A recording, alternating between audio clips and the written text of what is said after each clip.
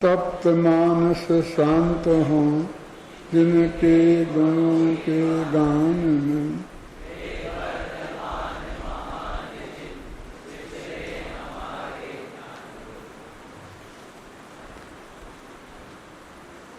ये तो हम सबको पता ही है कि अपना ये महाविद्यालय चलता है, ऐसे ही 3 महाविद्यालय और चलते हैं, एक कोटा में, एक बांसवाड़ा में और एक लड़कियों के लिए उदयपुर में। चौथा भी आरंभ हुआ है भोपाल में। लेकिन ये 3 तो यहाँ अपने राजस्थान में ही संचालित हैं, एक ही यूनिवर्सिटी से हैं, एक ही कोर्स है, सब में पूरी एक रूपता है, उसमें भी एक रूपता ही रहेगी। और हमारे इन शिविरों के माध्यम से हमने जो अक्टूबर का शिविर है वो महाविद्यालयों के लिए समर्पित कर दिया है। सभी विद्यालय के विद्यार्थी यहाँ आते हैं और उनके हिसाब से ही हम सारा पाठ्यक्रम रखते हैं। जो पढ़ाई उन्हें पढ़ाना जरूरी है और हम समझते हैं कि ये कठिन सब्जेक्ट है, हर विद्यालय में स्वतंत्र रूप से इतने अच्छे अध्यापक प्राप्त नहीं हो सकते हैं, तो हम ऐसा करें कि जो हमारे उस विषय के विशेषज्ञ हैं उन विद्वानों से उस विषय को यहाँ पढ़वाएं, जिससे तीनों चारों विद्यालयों में एक रूपता रहे और किसी भी तरह का भेदभाव समाज में नहीं रहे। हम तो यही समझते हैं कि ये सब हमारे विद्यार्थी हैं, और हम जब उनसे पूछते हैं, जब बाहर होते हैं कि तुम कौन से बरस में थे, तो वो कहते हैं दादा मैं कोटा में था, मैं कोटा से पढ़ा हूँ, मैं बांसवाड़ा से पढ़ा हूँ। मतलब एक अच्छा वहाँ से पढ़े, एक ही बात है। यहाँ भी हमारे विद्यार्थी पढ़ाते हैं और वहाँ भी हमारे विद्यार्थी पढ़ाते हैं।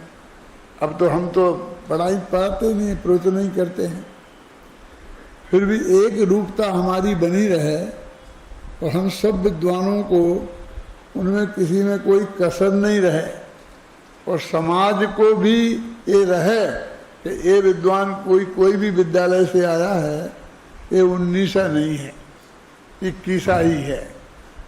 लेकिन हमारे ही अकेले करने से क्या होता है, जब तक वो विद्यालय हमें पूरा सहयोग नहीं देंगे, वो हमारा पूरा साथ नहीं देंगे, तो हम वो काम नहीं कर सकते। लेकिन हम आपको जानकर ये प्रसन्नता होगी कि प्रेमचंद जी साहब ने तो ऐसा हमको बिल्कुल खुला आश्वासन दिया है कि दादा आप बिल्कुल सोचना ही नहीं, हम तो बस आपके पीछे खड़े हैं। जो भी विद्यालय के संबंध में आप डिसीजन करेंगे वो हम उसे मानेंगे। बांसवाड़ा से भी हमारा ये है ना, क्या नाम भैया, प्रवीण,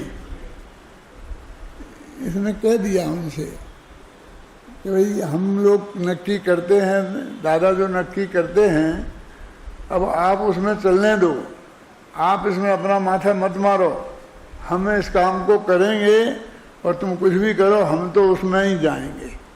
और उनने भी सच्चे दिल से इनसे कह दिया कि हाँ तुम करो। तो इस तरह इनका पूरी तरह से अपने साथ सहयोग है, सब एक है।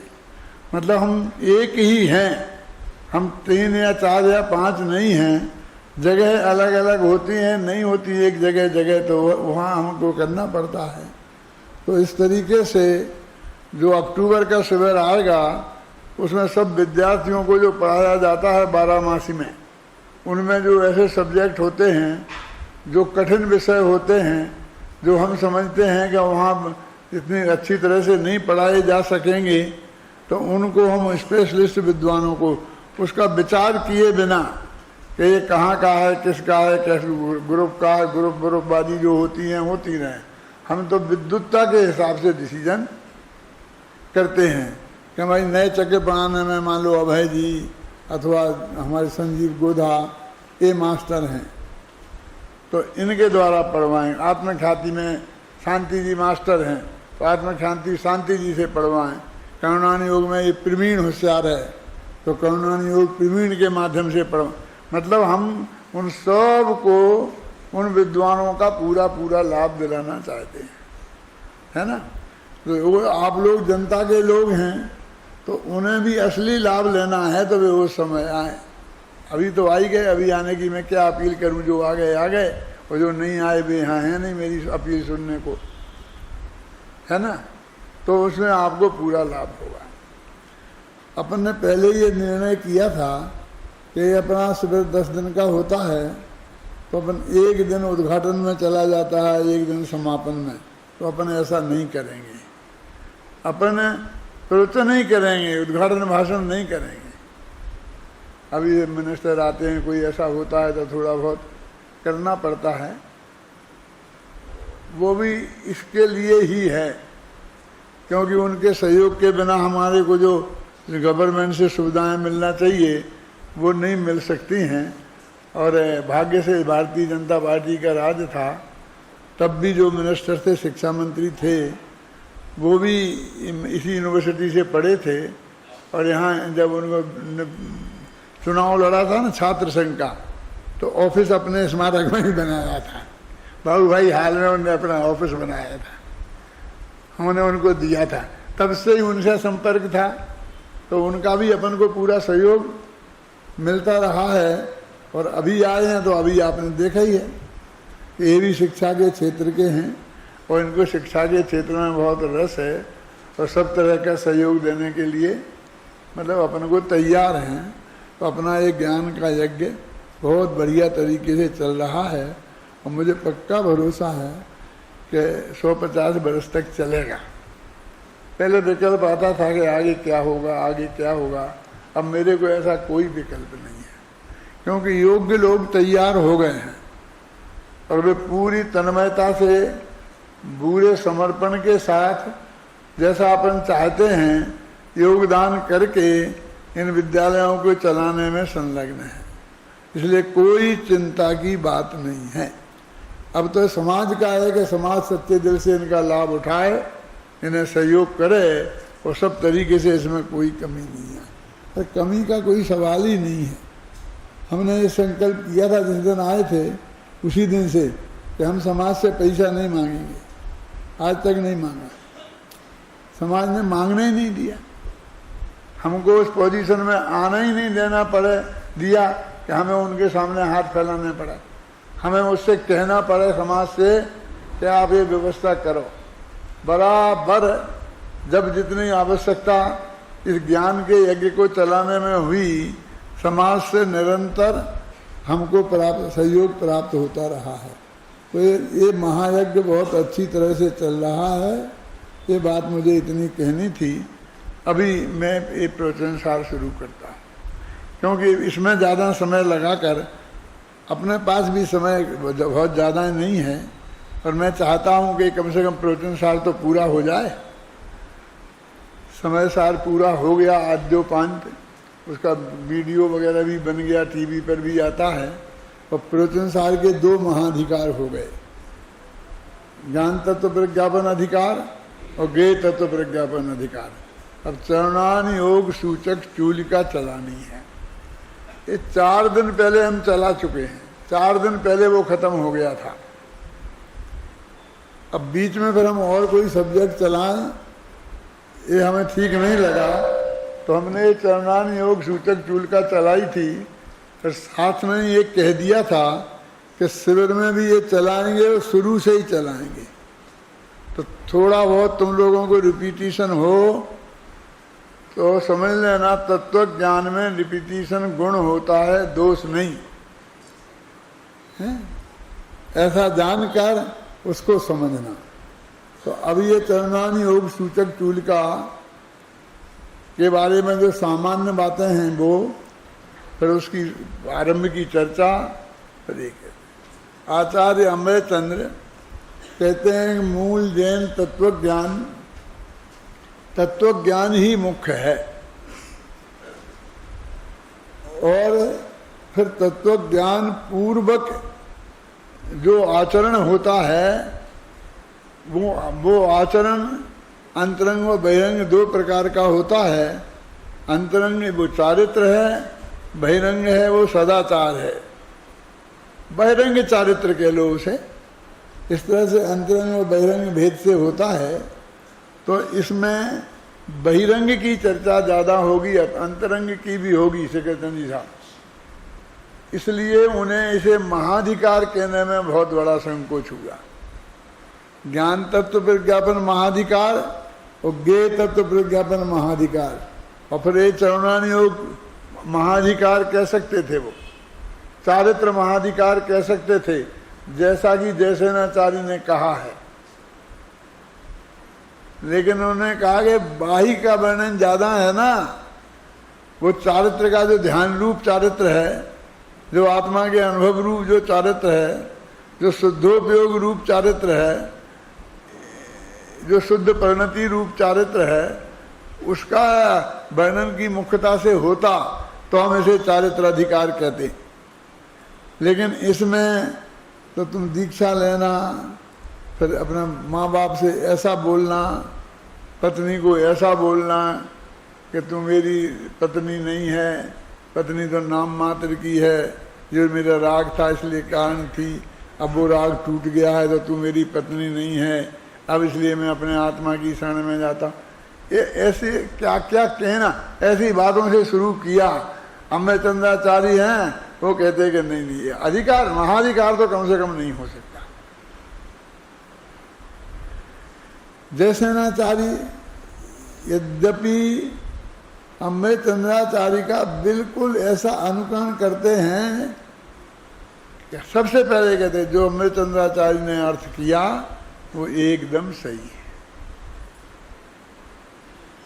फिर उन्हें कोई बात कहनी होती है तो वो कहते हैं कि मेरे समझ में ऐसा एक अर्थ और आता है, और फिर वो अपनी बात कहते हैं। माने उन्हें पूरी तरह स्वीकार करके का मतलब है वो अच्छी तरह देख लिया ना कि क्या कह रहे हैं अम्बेचंद्राचार्य। हम कहें कि हम अम्बेचंद्राचार्य के बड़े भगत हैं तो नहीं कह सकते। क्यों? हमने जयसेनाचार्य जैसा देख के थोड़ी कहा, हमने तो सुन के कहा है और उनने देख के कहा। लेकिन अधिकारों के नामकरण में वे नहीं हो सके। और उन्होंने पहले अधिकार को ज्ञानाधिकार, दूसरे अधिकार को सम्यक दर्शनाधिकार और तीसरे अधिकार को चारित्राधिकार कहा। अब अपने यहाँ तो सम्यक दर्शन पहले होता है, सम्यक ज्ञान बाद में होता है, सम्यक चारित्र बाद में होता है। हालांकि उन्होंने पहले अधिकार को ज्ञानाधिकार कहा क्योंकि उसमें सर्वज्ञता का वर्णन था। सम्यक दर्शन की तो बात ही नहीं थी।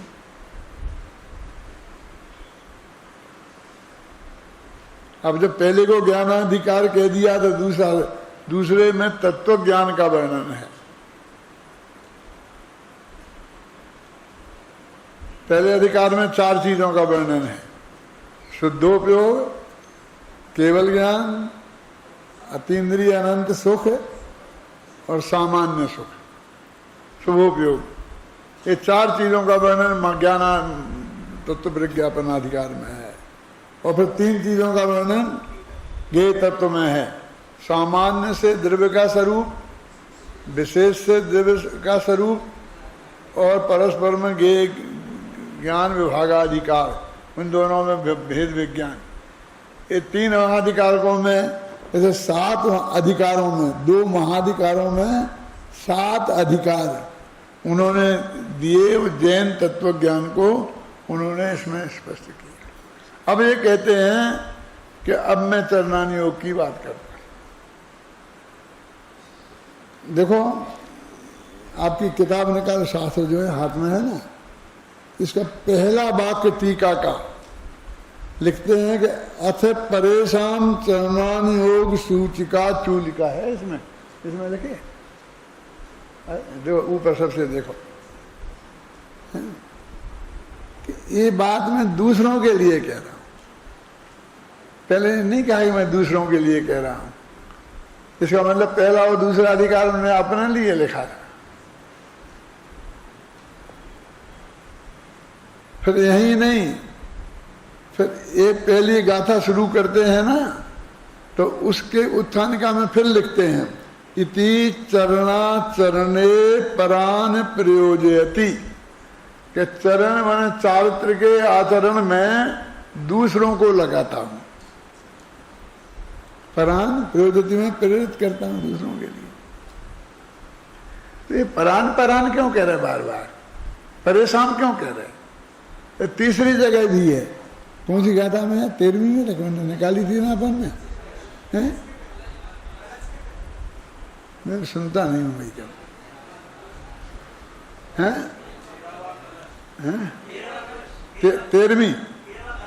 13वां कलश, फिर देख लेना भैया, वहां फिर लिखा पढ़ के दूसरों के लिए ये बात मैं करता हूं, ख्याल में आई ना? तो इसलिए दूसरों के लिए कर रहे, तो वे चरणानुयोग सूचक चूलिका कहते। चूलिका क्या होता है जानते हैं? चूलिका क्या होती है? जिसे अपन परिशिष्ट कहते हैं आज की भाषा में, उक्तम अनुक्तम उक्तानुक्तम यद कथते तत् चूलिका, जिसमें कही हुई बात, नहीं कही हुई बात, और कुछ कही कुछ नहीं कही, ये सब बातें कहें, उसे परिशिष्ट कहते हैं, चूलिका कहते हैं।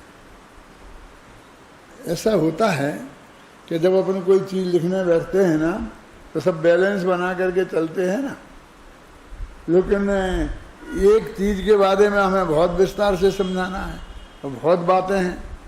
जैसे मैंने तीर्थंकर भगवान महावीर की किताब लिखी, वो सर्वोदय तीर्थ है ना, 200 पेज की किताब, कभी महावीर भगवान के निर्माण वर्ष में लिखी थी, वो आप लोगों के पास होगी, पढ़ी होगी आपने। तो उसमें वर्णन किया, तो 5 समझ लो पापों का, आगे 5 महाव्रतों का, अणुव्रतों का वर्णन करना था। अहिंसा, सत्य, अस्तेय, ब्रह्मचर्य और अपरिग्रह। अब अहिंसा पर बहुत लिखना बोलना था, बहुत लंबा था, और सत्य पे 4 लाइन में ही निपटाना था।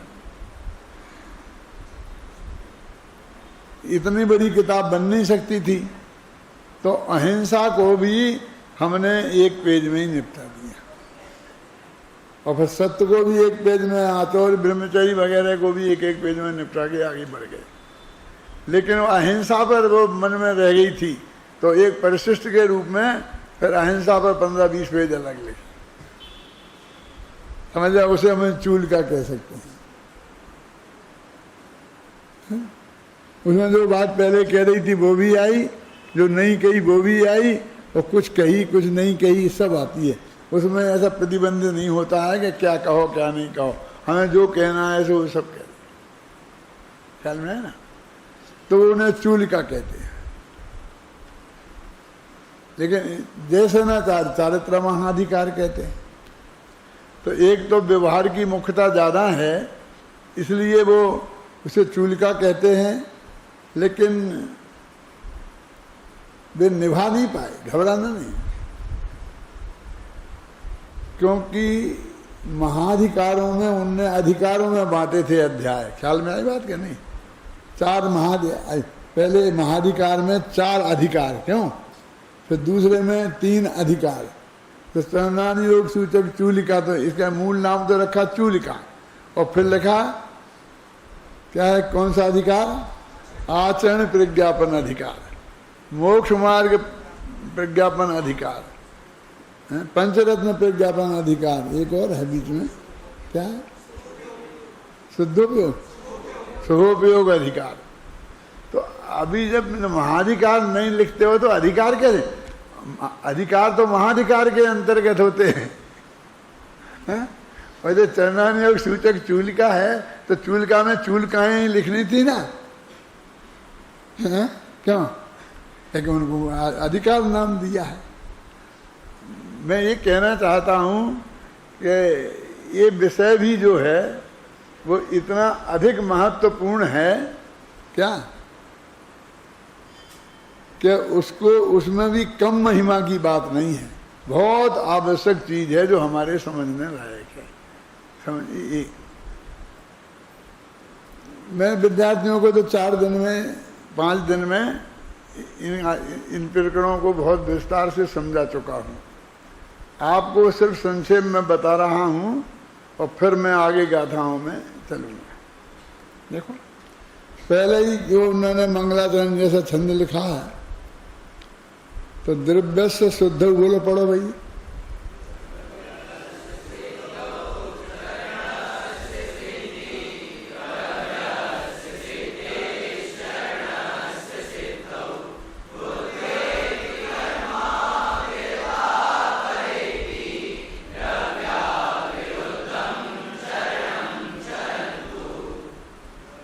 द्रव्य सिद्धि से चरण और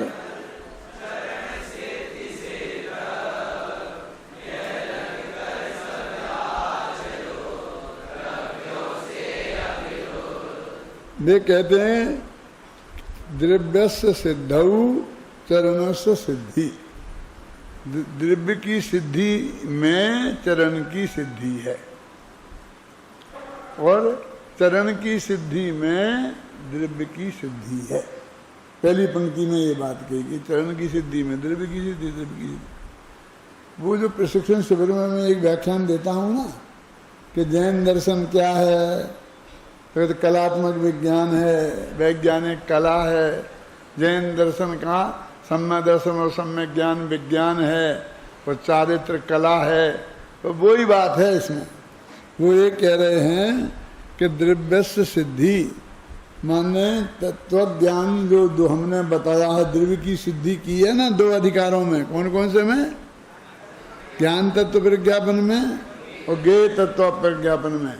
तो वो सिद्धि हो जाने पर फिर चारित्र होता है। और कहते चारित्र नहीं हो तो द्रव्य की सिद्धि का क्या करोगे? वो ये कहना चाहते हैं कि तुम ये समझो कि भाई क्या है, आचरण पालना है, 4 हाथ जमीन देख के चलना है, जो ईरिया समिति है। हित में प्रिय वचन बोलना है, ये भाषा समिति है। और फिर भोजन भी बहुत शुद्ध करना है, जो अभी सर्टिफिकेट देगा ना मिनिस्टर साहब जैनियों की महिलाओं को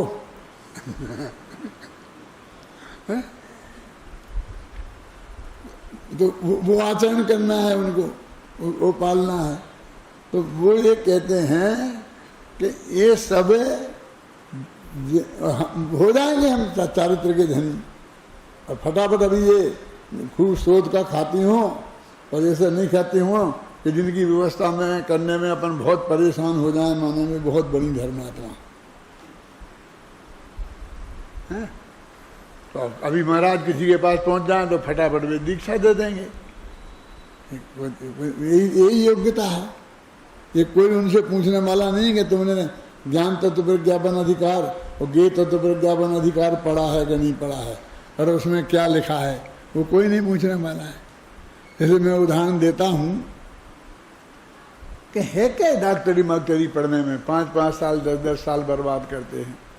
मैं आपको 2 मिनट में डॉक्टर बनाता हूँ। बनना है बस 3 दवाइयाँ होती हैं, एक एंटीबायोटिक्स, एक विटामिन बी कम्प्लेक्स और एक दर्द की दवा, पेन किलर। 3 दवाइयाँ रख लो। क्या वैद्य जी, जो भी आए एक एंटीबायोटिक्स दे दो, कुछ भी होगा इन्फेक्शन वक्शन तो निकल जाएगा। है? कमजोरी लगती होगी तो एक भी कम्प्लेक्स दे दो और कह दो कि दर्द की दवा है, पेन किलर है, ज़्यादा दर्द हो तो खा लेना, नहीं तो नहीं खाना, ये ऑप्शनल है। 90% मरीज निपट जाएंगे। 10% बचेंगे तो फिर दूसरे डॉक्टर के पास जाएंगे। क्या जरूरत है पढ़ने मरने की? ऐसे कुछ लोग हैं, ऐसे लोग जिन्हें झोला छाप डॉक्टर कहते हैं, वे सारे देश में फैले हुए हैं। मैं कईयों के तो नाम जानता हूं, उनके पास कोई डिग्री नहीं है और उनकी इतनी चलती है कि अच्छे अच्छे डॉक्टर बैठे रहते हैं उनमें। आप समझे ना? और दूसरे वो हैं कौन से लोग कि 5 साल पढ़ा बच्चा मेडिकल कॉलेज में भर्ती नहीं होता था तो बाप ने घूस दे के भर्ती कराया डोनेशन के नाम पर। फिर बेटे ने भी कोई कसर नहीं, 5 साल की पढ़ाई 10 साल में पूरी करी, डबल पक्की कर क्यों सुने? क्षमता तो थी नहीं, घूस दे करके भर्ती हुए थे, योग्यता से तो गए नहीं थे। और बाप ने फिर जब डॉक्टर बन के आया तो कपड़े की दुकान पे बैठा दिया। मैं कैसे डॉक्टरी क्यों नहीं करने दी? बोले क्या करें, जो तनख्वाह मिलती है उतनी तो उससे दूनी तो मैं मुनीम को देता हूं, इसे नौकरी करा के क्या करूं? तो 2 हो गए, 2 तरह के। कौन? कि वे कच्चे पक्के डॉक्टर जिन्हें आता कुछ नहीं है, आप समझे ना, उन्होंने डॉक्टरी पढ़ ली 10-10 साल तक। तो मैं जानता मेरी सेठ जी तुमने कितना बड़ा पाप किया मालूम? क्या पाप किया? अपने बेटे को पढ़ाया लिखाया, अपने बेटे को धंधे से लगाया, इसमें पाप क्या किया महेंद्र कुमार जी? कि किया एक विद्यार्थी अच्छा होशियार विद्यार्थी वो रह गया था क्योंकि तुम्हारे बेटे को घूस ने घुसा दिया था तो 1 सीट कम हो गई ना। तो उसका एक विद्यार्थी का डॉक्टर नहीं बन पाया जो बन सकता था, एक पाप। फिर उसने 10 साल में पूरा किया तो वो 10 साल तक सीट घेरे रहा। तो दूसरा एक डॉक्टर बन के और निकल जाता तो 2 डॉक्टर नहीं बन पाए, दूसरा पाप। और उसके जिंदगी के करीब 10 साल उसमें बर्बाद कर दिए। वो कपड़े की दुकान में बैठाल दिया, कपड़े की दुकान में 10 साल पहले बैठाल देता तो आज तक तो तुम्हारे कान काटने लगता वो। अब वो अभी से 0 शुरू करे, है ना, तो उसके 10 साल बर्बाद करेगा नहीं, ये तीसरा पाप। तो क्या होना चाहिए कि पूरा विधिवत पढ़ के फिर उसे जीवन में डॉक्टरी करना चाहिए। ऐसे ही कुछ लोग वो हैं कि जो बिना तत्व ज्ञान का निर्णय किए सम्मा दर्शन ज्ञान के बिना ही चारित्र ले लेते हैं। है क्या उसमें? बस 4 हाथ जमीन देख के चलना है, हितमित प्रिय बोलना है, ऐसा समिति लेटरिन बाथरूम भी जाना है तो देख करके करना है। क्यों, क्या है? किसी कमंडल उठाना रखना है तो देख के उठाना रखना, इसमें है क्या? कर लेंगे, नहीं कर पाएंगे हम। इसमें पढ़ने की क्या जरूरत है? 1 दिन में पढ़ा दिया, हो गया काम। ऐसा कहने वाले कि नहीं, सम्यक दर्शन सम्यक ज्ञान के बिना चारित्र नहीं होता, ये है, इसका नाम है द्रव्यस्य सिद्धौ चरणस्य सिद्धि। माने तुम तत्व ज्ञान में चतुर हो तो तुम चारित्र लेने के हकदार हो। द्रव्य की सिद्धि में चरण की सिद्धि होती है, और तुमने द्रव्य की सिद्धि कर ली, तत्व ज्ञान कर लिया, तो अब जीवन में अपनाओ तो चरण की सिद्धि में द्रव्य की उपयोगिता सिद्ध होती है।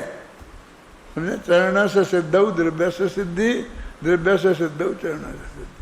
पूज्य गुरुदेव श्री का पढ़ लेना। भाग्य की बात कि जब मैंने ये गाथा यहाँ शुरू की तो सुबह 5 बजे गुरुदेव श्री का प्रवचन चल आता है हमारे यहाँ पर, तो उसमें यही गाथा गुरुदेव ने शुरू की, बिल्कुल यही दिव्य से सिद्धौ चरण से सिद्धि मैंने शुरू करी और गुरुदेव ने करी। तो रोजीना 1 घंटा मुझे वो सुनने को मिल गया। फिर गुरुदेव के वो जो प्रवचन है वो भी पढ़े। फिर ये सोनगढ़ से एक मेरे मित्र ने मेरे पास कुछ कागज भेजे, अभी रखे हैं मेरी टेबल पे ही रखे हैं, तो उनमें इन्हीं गाथाओं पे प्रवचन थे, तो उसने भी ये भेजे मेरे लिए, तो मैंने वे भी पढ़े। तो इतना मैंने गुरुदेव को पढ़ लिया इसको सुनाने में। उसका सार मैं आपको बता रहा हूं। उनने तो ऐसा कहा कि चरण से सिद्धौ, चरण से सिद्धौ दिव्य से सिद्धि, कि यदि तुम शुद्ध खान पान नहीं रखोगे, सदाचार जीवन में नहीं लाओगे, हिंसक आचरण रखोगे, आलू जमी कंद खाओगे, रात्रि में भोजन करोगे, तो तुम में तत्व ज्ञान समझ में नहीं आएगा, और तत्व ज्ञान नहीं समझोगे तो जीवन में चारित्र नहीं आएगा। यही बात समझाई गुरुदेव ने बहुत क्लियर शब्दों में।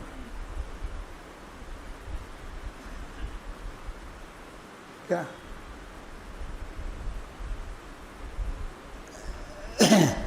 अब ये कह रहे, इन्होंने अभी तक कुछ नहीं कहा था, 200 गाथाएं निकल गई। ज्ञान तत्व प्रज्ञापन हो गए तत्व प्रज्ञापन में। अब 201वीं गाथा में एक क्या कहते हैं, पढ़ो भाई 1वीं गाथा। ये एक मत पढ़ना, 201 पढ़ना। एक बताऊंगा एक क्या है अभी। एवं पणमय सिद्धे जिणवर वसे पुणो पुणो समणे परिवज्जदु सामण्णं जदिच्छदि दुःख परिमोक्षम्। हे भव्य जन यदि भव दुखों से मुक्त होना चाहते परमेष्ठियों को कर नमन श्रामण्य को धारण करो। देखो परवज्जदि सामान्यम यद इच्छति दुख परिमोक्षम।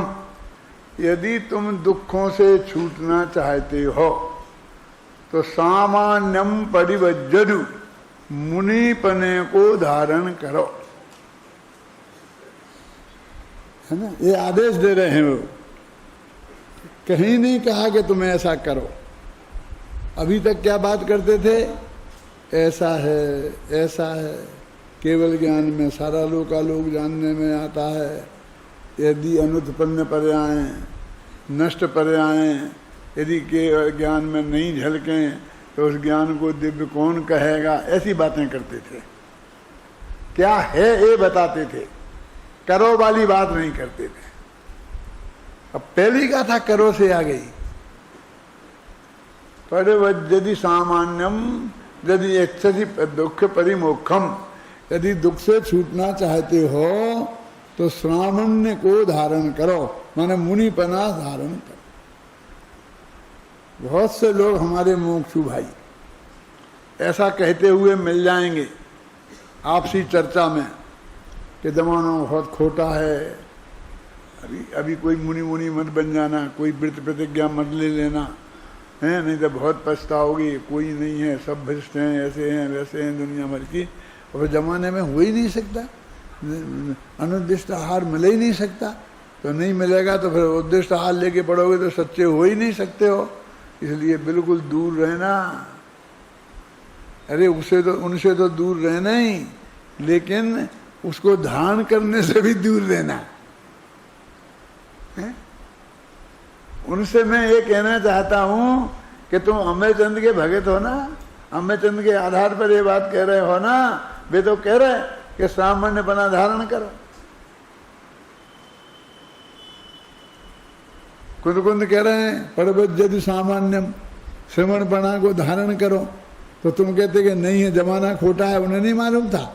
ये पंचम काल के आचार्य पंचम काल के शिष्यों से कह रहे हैं, चौथे काल वालों को थोड़ी कह रहे। ये चौथे काल की बातें हैं, ये चौथे काल की बातें हैं। ये सारे आचार्य पंचम काल में हुए, क्यों प्रेमचंद जी? तो उन्होंने पंचम काल के जीवों के लिए लिखा ना। इसलिए ये दिमाग में से निकाल दो कि ये इस काल में नहीं होता। शास्त्र में लिखा है कि पंचम काल के अंत तक भावलिंगी संत आर्यका श्रावक श्राविका। एक सच्ची घटना मैं सुनाता हूँ। भोपाल से मुझे भगवान महावीर जयंती पर निमंत्रण आया कि पब्लिक मीटिंग में भाषण होना है तो आपको आना है। तो मैं कलकत्ते में था और वहाँ से इतनी आसानी से पहुँच नहीं सकता था। तो मैंने कहा महाराज कौन से हैं? तो उन्होंने कहा फला महाराज हैं। तो मैंने कहा पहले उनसे पूछो कि हम डॉक्टर भारल को बुला रहे हैं, बुलाएं कि नहीं बुलाएं। यदि वे कहें तो मैं आऊँगा, नहीं आपके कहने से नहीं आऊँगा, क्यों वहाँ झगड़ा पड़े। बेकार में हो, तुम भाषण नहीं करा पाओ शेखरचंद जी। तो उनने बताया कि फलाने में जंगल वाले बाबा हैं। अब आप समझ गए होंगे हैं? तो उनने पूछा तो उनने कहा, उनने बहुत खुशी स्वीकृति दी, बहुत मार्मिक बात। कह रहा हूँ टीवी पे जाएगा, उन तक भी पहुंचेगा, मैं जानता हूँ, चिंता नहीं करना, बिल्कुल सच्ची घटना है। उनने खुशी कहा आ जाओ। तो मैं चला गया, कहीं से दौड़ के वहाँ से कलकत्ता से दिल्ली आया, दिल्ली से भोपाल, ऐसा पहले सीधी डायरेक्ट फ्लाइट नहीं थी, ऐसा मैं पहुँच गया। तो महाराज ने खबर भेजी कि प्रवचन की सभा में जाने के पहले मेरे से मिल के जाएं, और मैं भी जब तक नहीं जाऊंगा, मैं भी अपने कमरे में बैठूंगा, तो आए तो पहले मेरे पास लाना पंडित जी को, फिर हम दोनों साथ में जाएंगे सभा में। मैं कहा ठीक है। मैं गया, फटाफट लोगों को भगाया उनने, और मेरे से बोले कि तुम ये मानते हो कि पंचम काल के अंत तक मुनिराज होंगे, और अभी इस पंचम काल में मुनिराज हो सकते हैं सच्चे? मैं कहा हाँ मानते हैं, शास्त्र की बात कौन नहीं मानेगा। शास्त्र में लिखा है कि पंचम काल तक मुनिराज होते हैं, इससे ये थोड़ी सिद्ध होता है कि जो हैं वे सच्चे मुनिराज हैं। लेकिन पंचम काल के अंत तक मुनिराज होंगे, ये बात सच्ची है और मैं ये मानता हूँ। तो उन्हें बहुत खुशी हुई। फिर बोले कि तुम भरी सभा में कह सकते हो ये बात? उन्हें कहा कि इस सभा में नहीं कहेगा, यहाँ मेरे से अकेले में कह रहा। अरे मैंने कहा बहुत खुशी, इसमें क्या बात है, शास्त्र की बात है, मैं क्यों नहीं कह सकता। बोले चलो। फिर हम दोनों जने आए, स्टेज पर बैठे, महाराज ने मेरा अच्छा परिचय दिया, फिर कहा पंडित जी का प्रवचन होगा। मैंने बोला, मैंने यहीं से शुरू किया, पदबज्जति सामान्यम यदि इच्छसि पद्य मुख्यम। शास्त्रों में क्लियर शब्दों में लिखा है कि पंचम काल तक मुनिराज होंगे, सावक साहब का। इसमें क्या है, होंगे, सत्य बात है। टोडरमल जी ने लिखा है कि यदि आपको नहीं दिखते हैं तो दिव्य क्षेत्र काल बहुत बड़ा है, कहीं होंगे, किस पर्वत की गुफा में कहाँ बैठे होंगे, तुम्हें क्या पता। ख्याल में है ना। तो वो तो महाराज तो गदगद हो गए, वो सारी जनता गदगद हो गई। फिर मेरा बढ़िया व्याख्यान हुआ और महाराज सब हुआ, बहुत अच्छा हुआ। मैं आपसे कहना चाहता हूँ, ये छल से नहीं कहा मैंने, ना उनसे ना आपसे कह रहा हूँ। ये तो आचार्य की कुंद और अमृतचंद दोनों ही है ना। पदबज्जति सामान्यम, ये तो कुंद की गाथा है, और नीचे हिंदी में लिखी हुई है, संस्कृत में लिखी हुई है, वो टीका में अमृतचंद की है, और फिर मैंने पद्यानुवाद में लिखी है। हैं क्या लिखी है पद्यानुवाद? हे भव्य जन यदि भव दुखों से मुक्त होना चाहते, परमेश्वरियों को नमन कर श्रावण को धारण करो। तो उनने यहाँ से शुरू की है ये बात, और फिर कैसे धारण करो वो सब विधि बताई। फिर किसी ने कहा महाराज आप तो कह रहे श्रावण को धारण करो, हमें तो बहुत कठिन लगता है, कैसे करेंगे, कैसे चलाएंगे? कि पहले तुम पहला और दूसरा अध्याय पढ़ के आओ, उसमें ऐसा क्लियर लिखा है कि तत्व ज्ञान को समझ के आओ। अध्यायों के नाम से लिखा है, इन 2 अध्यायों को पढ़ के आओ और फिर तुम मुनि हो सकते हो। मैंने सम्यक ज्ञान प्राप्त कर लो, सम्यक दर्शन ज्ञान पूर्वक, ऐसा लिखा। कि फिर भी बहुत कठिन है, हम पे तो नहीं चलेगा। तो एक शब्द, एक वाक्य ऐसा लिखा अमृतचंद्र ने, जिस पर कांजी स्वामी उछल गए, उछल पड़े थे। क्या लिखा? कि मोक्ष मार्ग के प्रणेता हम खड़े हैं ना। कि मोक्ष मार्ग के यथानुभूत प्रणेता, अनुभवी प्रणेत विद्वान, मोक्ष मार्ग के अनुभव यथानुभूत लिखा ना, यथानुभूत प्रणेता हम खड़े हैं ना, क्यों घबराते हो? स्वामी जी लिखते हैं कि मैं तो देख के दंग रह गया, क्या कह रहे हैं अमृतचंद, हमारे पीछे अमृतचंद खड़े हैं, मुझे तो पता ही नहीं था। अमृतचंद जैसे मेरे से ही कह रहे हैं, वो कहते हैं कि घबराते क्यों, हम खड़े हैं मैं तुम्हारे अल्लाह के साथ, इतने अभिमानी, यथानुभूत मोक्ष मार्ग के प्रणेता, अनंत भगवान नहीं, कुंद कुंद नहीं, ये अमृतचंद कहते हैं हम प्रणेता हैं, क्योंकि अभी यार खड़े हैं बताना है, तो अनंत को कहें, महावीर को कहें तो कैसे कहें, अभी वे तो चले गए मोक्ष में, खड़े तो हम हैं ना, कुंद कुंद तो चले गए, क्यों? अरे वो कहते हैं स्वामी जी कि आत्मविश्वास के साथ, और उनको बहुत वो अंदर से वो देने के लिए, शक्ति देने के लिए, उनको सामर्थ्य बताने के लिए वो एक कहते हैं, देखो ये पंक्ति है संस्कृत में, यथानुभूतस्य तत्प्रतिपत्ति वर्तमना प्रणेतारहु वयम इमे तिष्ठामा। क्या लिखा? उस श्रावण को अंगीकार करने का यथानुभूत जो मार्ग है उसके प्रणेता हम यह यहाँ खड़े हैं। लिखा है ना मेरा, क्या वो नहीं बता पाएगा, वहां से दिखाया मैंने, कुछ दिखाएगा नहीं, आ गया प्रणेता हम खड़े हैं, आ गया। यानी वो एक कह रहे कि तुम श्रावण्य को धारण करो और तुम्हारा मार्गदर्शन करने के लिए हम खड़े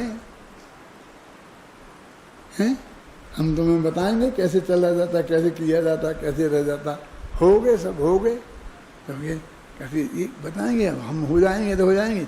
फिर आदिनाथ के साथ जैसे हो गए थे 4000 राजाओं की हालत, वैसी तो नहीं हो जाएगी हमारी, नहीं वैसी नहीं होगी, क्योंकि वे आचार्य नहीं थे। कौन? ऋषभदेव, और हम आचार्य हैं, घबराना नहीं, क्योंकि तीर्थंकर आचार्य नहीं बनते हैं, ये तो सीधे साधु बनते हैं, और साधु से अरहंत बनते हैं, और अरहंत से सिद्ध बनते हैं। अब वे मौन ले लिया, उनने तो कही नहीं थी कि तुम हमारे संग दीक्षित हो जाओ, यहाँ तो एक कह रहे कि हम खड़े हैं। माने अपने योग्य गुरु हों, समझदार विद्वान सच्चे हों, तो उनके मार्गदर्शन में मोक्ष मार्ग के प्रणेता हम खड़े हैं ना। सत्य चूड़ामणि तुमने पढ़ी है, बादीप सिंह सूरी की। बादीप सिंह सूरी एक आचार्य हुए हैं, वे उनका नाम नहीं था, उनका नाम था अजित सेन। क्या नाम था? और ये उनकी उपाधि थी, बादीप सिंह सूरी उपाधि थी। ये क्या होती है? हमारे गुरुजी को भी मिली थी ये उपाधि, और गुरुजी के गुरुजी को भी मिली थी। मक्खनलाल जी को बादीप सिंह सूरी, बादीप सिंह कहते थे, और गोपाल दास बरिया को बादी गज केसरी। नाम सुने हो तो सुने कभी? प्रदीप जी नहीं सुने? गोपाल दास बरैया के नाम पे लगाते थे बादी गज केसरी। और पंडित मक्खनलाल जी जो थे उनके शिष्य और हमारे गुरु, तो वे कहते बादीव केसरी। के क्या अर्थ है इसका? इब माने हाथी होता है, गज माने भी हाथी होता है, तो बादी रूपी हाथी के लिए जो सिंह के समान है, समझे ना? बादीव केसरी, समझे? बादी रूपी इव माने हाथी के लिए जो केसरी माने सिंह के समान है। ऐसे वो आचार्य थे। कौन? अजित सेन। उनने 2 किताबें लिखी, एक पहली क्लास में पढ़ाई जाती है, एक एमए में पढ़ाई जाती है। क्या कह रहे? 2 किताबें लिखी और एक ही कहानी दोनों किताबों में। एक कहानी समझना क्या है? वो हमारा अच्युत कहाँ है? बैठा है। एक ही कहानी, क्या? जीवनधर की, जीवनधर स्वामी की कहानी है।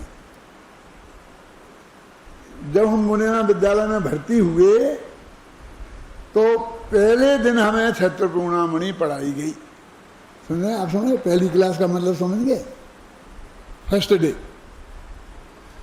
फिर जब हम निकले तो अंतिम साल में गद्य चिंतामणि पढ़ाई गई। शास्त्री फाइनल हो गए तब गद्य चिंतामणि पढ़ाई गई। क्या है? एक कहानी श्री जीवनंदर स्वामी की, ये इतनी सरल है। कौन? सत्यचूड़ामणि के पहली साल पढ़ा सकते हैं, और वो इतनी कठिन है, कादंबरी जैसी है वो। 3 पेज में एक वाक्य खत्म होता है, गद्य में लिखी है। अच्छे अच्छे विद्वान पढ़ा नहीं सकते उसे। एक लेखक माने उनके सरल से सरल और कठिन से कठिन लिख सकते थे वो, इसलिए बाजीव गज केसरी थे। अब उनने लिखा है एक क्या, मुग्धेषु अति विदग्धानाम युक्तम ही आत्म कीर्तनम। क्या कह रहे हैं वो? सत्यचूड़ामणि की विशेषता क्या है कि वो कहानी चलती है तो आधी लाइन में तो कहानी एक श्लोक की, और आधी लाइन में कोई सूक्ति, कोई नई बात कही है। कोई सूक्ति तो समझते हो ना, कोई सूक्ति, ऐसे पूरी सूक्तियां भरी पड़ी हैं उसमें। ये सूक्ति है कौन सी? मुग्धेषु अति विदग्धानाम युक्तम ही आत्म कीर्तनम। क्या अर्थ है इसका? मुग्धेषु माने जो ना समझ लोग हैं, उनमें जो अत्यंत चतुर लोग हैं, उनका अपनी प्रशंसा करना योग्य है। देखो देखो सुनो, मुग्धेषु अति विदग्धानाम। मैं मूर्खों में नहीं कहना चाहता, आप समझिए ना। ना समझो में वो जो अत्यंत अधिक समझदार हैं, अति विदग्धानाम युक्तम ही आत्म कीर्तनम, अपनी प्रशंसा करना योग्य है। कैसी बात करते हो? हम अपनी प्रशंसा करें, मुँह से अच्छी लगती है कि? हाँ अच्छी लगती है। कौन कहते हैं? बादीप सिंह सूरी कहते हैं। फिर कहने क्या चल रहा है कि जीवनंदर जी स्वामी जी थे, उनके पिताजी थे सत्येंद्र।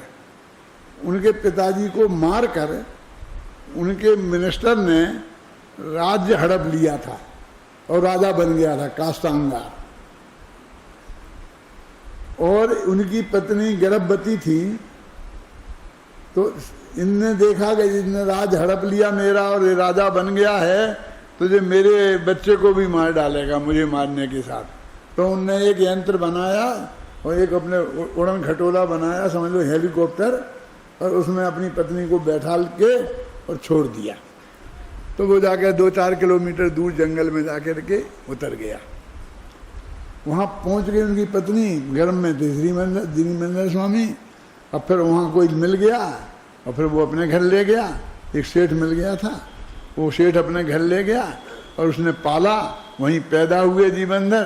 तो 16 वर्ष की उम्र तक वे पले बसे। अब 16 वर्ष के हो गए तो उनकी माँ ने कहा कि बेटा तेरे बाप को साथ में ऐसा व्यवहार किया, जो अभी राजा है ना ये काष्टांगार, ये तेरे बाप का मंत्री था, तू इससे बदला लेना। मैं इसलिए जिंदा हूं कि एक दिन मेरा बेटा होगा तो वो इससे बदला लेगा। मैंने कहा लूंगा बदला। और उसके गुरुजी बोले कि बेटा अभी तू किसी से लड़ेगा नहीं, जब तू योग्य हो जाएगा तब मैं कहूँगा, अभी तू पहले पढ़ाई कर पूरी, पहले युद्ध विद्या में पारंगत हो, होशियार बन, फिर लड़ना। अब गुरुजी कह रहे लड़ो मत और अम्मा कह रही बदला ले। अब वो क्या करे जीवनंदर? तो जीवनंदर ने अम्मा जी से क्या कहा, अरे तू क्या समझती है, मैं ऐसा कर दूंगा, मैं ऐसा कर दूंगा, मैं ऐसा कर दूंगा। बहुत अपनी प्रशंसा वहां की। तो वहां ये नीति लिखी उनने कि मुग्धेषु माने उसकी माँ, इसलिए मैं कह रहा हूं मूर्ख नहीं कह सकता मैंने भोले भाले, जो भोले भाले जीव हैं उनके सामने जो अत्यंत चतुर लोग हैं उनको अपनी प्रशंसा करनी चाहिए, नहीं तो उन्हें हिम्मत नहीं बनती है। भले ही वो अभी लड़ेगा नहीं, लड़ेगा तब जब गुरुजी कहेंगे तब लेकिन फिर भी कहता है तू चिंता मत कर, मैं बदला लूंगा। ये कहना चाहिए कि मैं बदला लूंगा। और किसी माँ को ऐसा समझाना चाहिए। अब क्या करें, मुग्धेशु ना समझे, कह रही है माँ, कह रही है बदला ले बेटा, बदला ले बेटा। तो कहते हैं उसने अपना जो प्रशंसा की वो यहाँ गलत नहीं है। सब लोग हिम्मत हार रहे हों, हाय राम अब क्या होगा, हाय राम अब क्या होगा, तो ऐसे में कोई एक आदमी आता, कैसे क्या होगा, कुछ नहीं होगा, कोई घबराने की जरूरत। हम खड़े हैं ना, अम्बेचंद्राचार्य ऐसा बोल रहे हैं कि हम खड़े हैं ना, क्यों घबराते हो। मुग्धेषु अति विदग्धा नाम युक्तम ही आत्म कीर्तनम, ना समझो में क्यों। आज जो चतुर लोग हैं उन्हें अपनी प्रशंसा करना चाहिए, नहीं तो हिम्मत नहीं बनती। सबकी हिम्मत टूट जाएगी तो क्या होगा, क्यों। सबकी हिम्मत टूट जाएगी कि सब क्या करें, सारी समाज तो हमारे विरोध में हो गई, अब हम क्या करेंगे, कैसे करेंगे, कैसे नहीं करेंगे, हम सब करेंगे, सब हो जाएगा, चिंता मत करो, मैं सब करूंगा। अब आप क्या करोगे, 84 वर्ष के हो गए कि कैसे नहीं करेंगे, हैं? क्यों, समझ में आया ना क्या है, बोलो। मुग्धेषु, पूरा बोलो, छंद किसको याद हो गया, खड़े हो जल्दी बोलो। मुग्धेषु अति विदग्धा नाम युक्तम ही आत्म कीर्तनम, अर्थ बोलो इसका, बोलो। तो तुम खड़े हो पहलवान। हाँ,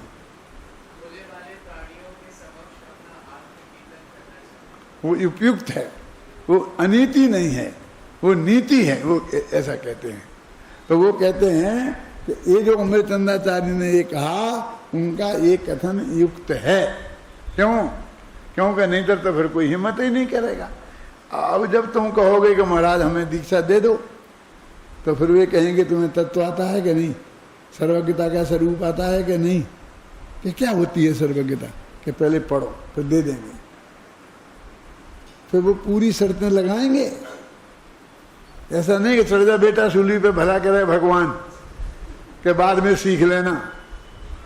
कि साहब घर पे तो समय मिलता नहीं है, धंधे पानी में, हम तो साधु हो जाएंगे, फिर साधु में तो समय ही समय है, तो फिर पढ़ लेंगे। ऐसा नहीं चलेगा। पहले पढ़ के तत्व का निर्णय करो और बाद में फिर बात आएगी।